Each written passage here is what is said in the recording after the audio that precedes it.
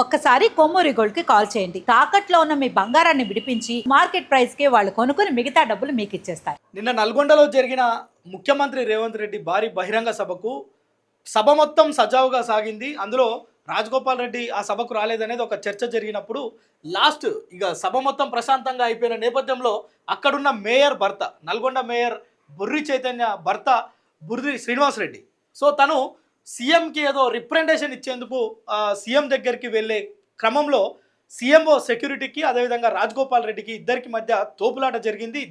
ఈ క్రమంలో కోమటిరెడ్డి వెంకటరెడ్డి ప్రధాన అనుచరుడుగా పేరున్న బుర్రి శ్రీనివాస్ రెడ్డి సీఎంఓ సెక్యూరిటీ ఆఫీసర్ల పైన చేయి చేసుకున్నట్లు కూడా మనకు తెలుస్తుంది.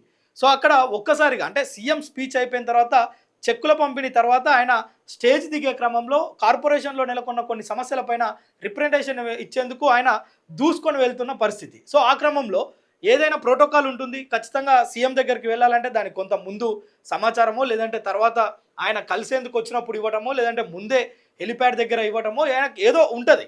కానీ అలాంటిది ఏది లేకుండా బుర్రి శ్రీనివాస్ రెడ్డి రేవంత్ రెడ్డి దగ్గరికి దూసుకొని పోయే క్రమంలో అక్కడున్న సెక్యూరిటీ ఆఫీసర్స్కి వాళ్ళకి ఏమైనా సీఎం సెక్యూరిటీ మాత్రమే కనిపిస్తుంది. ఇక్కడ ఎంత పెద్ద లీడరు, ఇంత లావు లీడర్ అనేది ఎవరికి కనపడదు. సో ఇక్కడ నల్గొండ నియోజకవర్గంలో కోమటిరెడ్డికి అనుంగు శిష్యుడుగా ఉన్న మన బుర్రి శ్రీనివాస్ రెడ్డి ఒక్కసారిగా దూసుకువెళ్లడంతో పోలీసులు తనని అడ్డుకునే ప్రయత్నం చేయడమే కాకుండా వాళ్ళను కొంత తోసుకొని వెళ్లే క్రమంలో ఇద్దరికి కూడా తోపులాట జరిగింది. ఇందులో భాగంగా ఆయన సీఎం సెక్యూరిటీ ఆఫీసర్లను కొట్టడం ఇప్పుడు పెద్ద వివాదాస్పదమైన చర్చ నడుస్తుంది నల్గొండలో. మరి తనపైన చర్యలు తీసుకుంటారా? ఇంత పెద్ద నిండు సభలో వేలాది మంది ప్రజలు, నల్గొండ నియోజకవర్గ ప్రజలతో పాటు పక్క నియోజకవర్గాల నుంచి కూడా వచ్చారు. నకరేకల్ కావచ్చు, ఇటు తుంగతుర్తి కావచ్చు, పక్కనున్న మునుగోడు కావచ్చు, పెద్ద ఎత్తున ప్రజలు వచ్చిన నేపథ్యంలో ఇట్లా బుర్రి శ్రీనివాస్ రెడ్డి ఈ విధంగా వ్యవహరించడం సరైన పద్ధతి కాదు అనే సూచనలు కూడా వస్తున్నాయి. అయితే దీనిపైన పోలీసులు సీరియస్గా ఉన్నట్టు, సీఎం సెక్యూరిటీ ఆఫీసర్లు సీరియస్గా ఉన్నట్లు తెలుస్తుంది. ఎందుకంటే తోపులాటనో వాగ్వివాదం జరిగినంతసేపు ఓకే, వాళ్ళు కూడా ఓపిక పడతారు. కానీ చేయి చేసుకున్న చెంపబాల కొట్టడం అంటే ఒక రకంగా సీరియస్గా పరిగణించాల్సిన అవసరం ఇది. వాస్తవంగా మరి సీఎం సెక్యూరిటీ దీని మీద ఏ విధంగా స్పందిస్తారు? కోమటిరెడ్డి ఇప్పటిదాకా సైలెంట్గా ఉన్నాడు. ఈ పంచాయతీ ఇప్పటికే కోమటిరెడ్డి దగ్గరికి చేరినట్టు తెలుస్తుంది.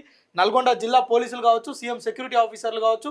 సో ఎందుకంటే ఈ పోలీసుల చుట్టూ ఒక రక్షణ కవచం ఉంటుంది. వాళ్ళకి ఏమైనా జరిగితే ఆ శాఖ మొత్తం ఏకమవుతుంది. మరి ఇప్పుడు ఈ క్రమంలో ఒక గందరగోళమైన పరిస్థితి. దాదాపు మనం చూడొచ్చు స్టేజ్ మీద ఒక 100 మంది కంటే ఎక్కువ ఉన్నారు. అటు కార్పొరేషన్ సభ్యులు ఉన్నారు, మరోవైపు కార్పొరేషన్ చైర్మన్లు ఉన్నారు, ఎమ్మెల్యేలు ఉన్నారు, మంత్రులు ఉన్నారు, నాయకులు ఉన్నారు. ఇంత పెద్ద సభ పైన ఇంత పెద్ద స్టేజ్ పైన తను వీరంగం సృష్టించడం అంటే ఒక రకంగా పెద్ద ఎత్తున చర్చ జరుగుతుంది ఈరోజు. తన పైన చర్యలు తీసుకుంటారా? మరి మంత్రి ఇప్పటివరకు సైలెంట్గా ఉన్నాడు. పోలీసులకు ఏమైనా సర్ది చెప్పే ప్రయత్నం చేస్తాడా?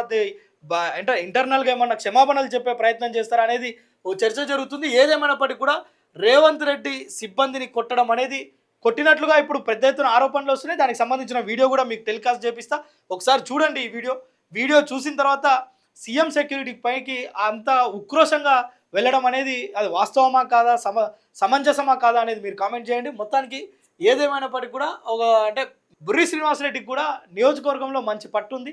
సో ఇప్పుడు ఆయన కార్పొరేషన్ చైర్మన్, ఆయన భార్య కావడంతో మున్సిపల్ సమస్యలపైన ఆయన కొంత ముఖ్యమంత్రికి ఇచ్చే ప్రయత్నం చేయడం మంచిదే. ఒకవేళ ప్రయత్నమే కాదు, ఆ రిప్రజెంటేషన్ ఇచ్చి ఏదైతే సమస్యలు ఉన్నాయో వాటిని పరిష్కరించుకోవడం మంచిదే. కానీ దానికి పద్ధతులు ఉంటాయి.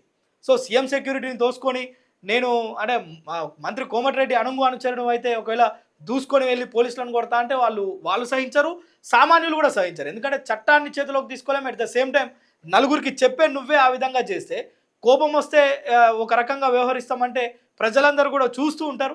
సో దీనిపైన ఇప్పుడు చర్చ జరుగుతుంది. పోలీస్ శాఖ ఏమైనా చర్యలు తీసుకుంటుందా?